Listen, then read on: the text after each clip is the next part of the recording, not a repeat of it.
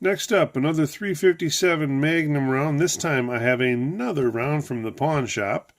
Anybody my age is probably singing the Sublime song in their head right now, and if not, you're missing out.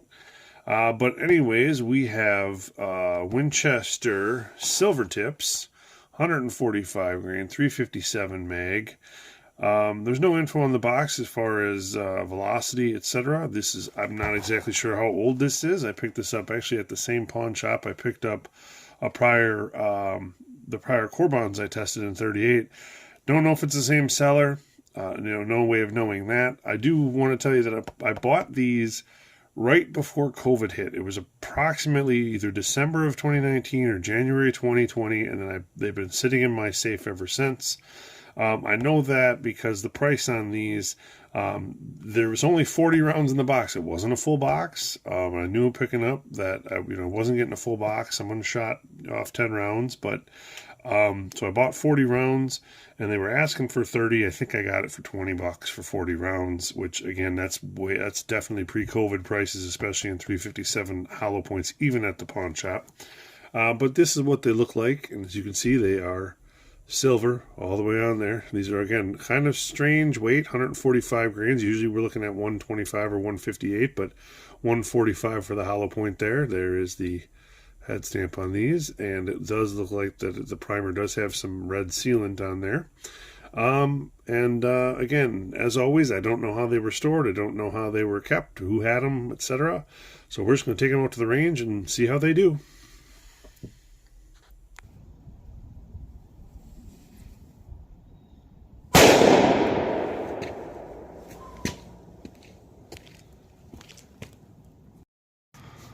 All right, that old school Winchester Silvertip hit right here. It is this top track on the right. Pretty good disruption. Made it into the second block. Looks like it got a little bit further and bounced back some, but there it sits. From the side, I think we can get a good shot, or at least maybe angled down. It is this track that's kind of on the top closest to us.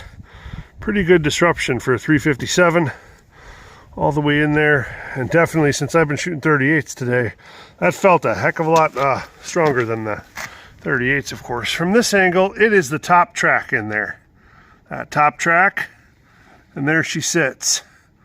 So again, there she goes. As far as distance in the block, I'll measure that up here.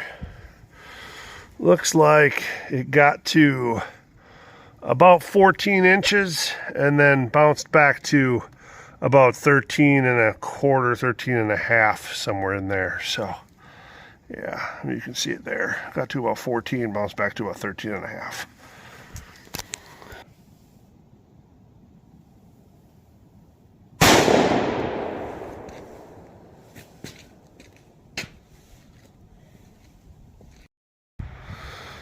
Okay, at this point, I'm sorry, these gotten a little muddled here. I'm not sure which track is the 6-inch. They've all gotten a little bit too close in here. My bad on that. It did penetrate pretty deeply. The wound tracks, again, I'm pretty sure it was the one in the middle here, but again, they're too close, you can't really see too much in there, but the damage did look to be pretty good, and it did penetrate more deeply than the 3-inch, but the 3-inch track was easier to see. As far as penetration goes, looks like it got to about 15 3/4 inches about, and you can see it sitting in there, still facing mostly forward. Maybe down here you can get a little bit better shot of it, I don't know. All right, well, we'll dig that out. All right, there you go. That was the old school Winchester 145 grain Silvertip, 357 mag ammo, 3-inch on the left, 6-inch on the right. There's the results, and we'll measure them back at home.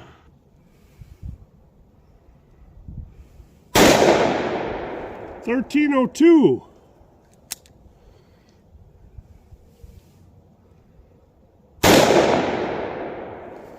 Error.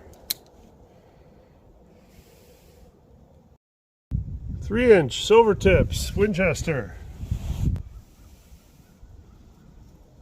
1341.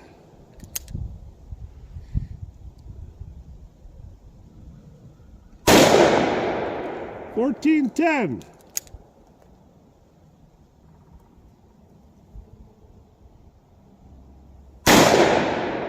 1482.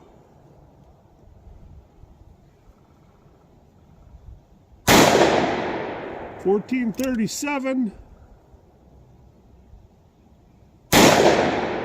1522.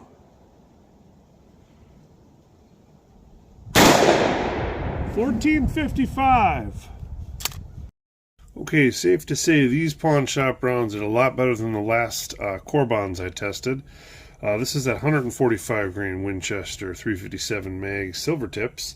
Again, I think they performed outstanding. The velocities, the average velocities, the penetration, the expansion, I can't ask for much better. I will tell you they were very stout, especially out of the 3-inch with the wood grips. You could tell you were shooting 357s, I'll tell you that.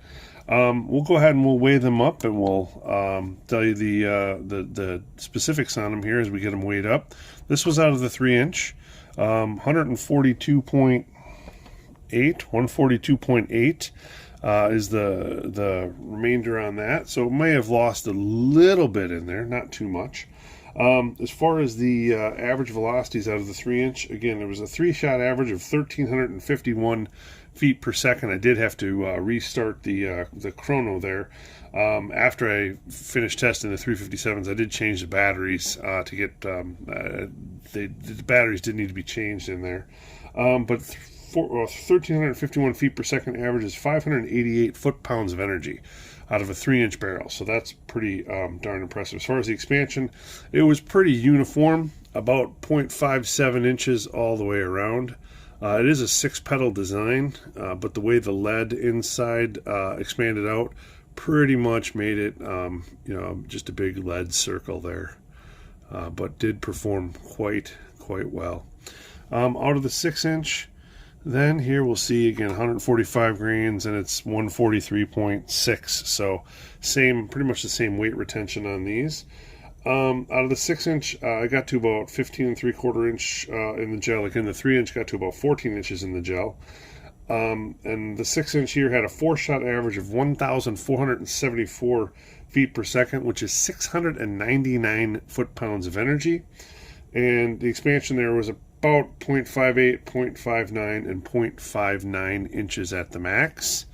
And we'll go ahead and we'll show you that close up. But for pawn shop rounds and for rounds that are old school, this is an old technology as far as how these were designed and manufactured. It performed really well, in my opinion.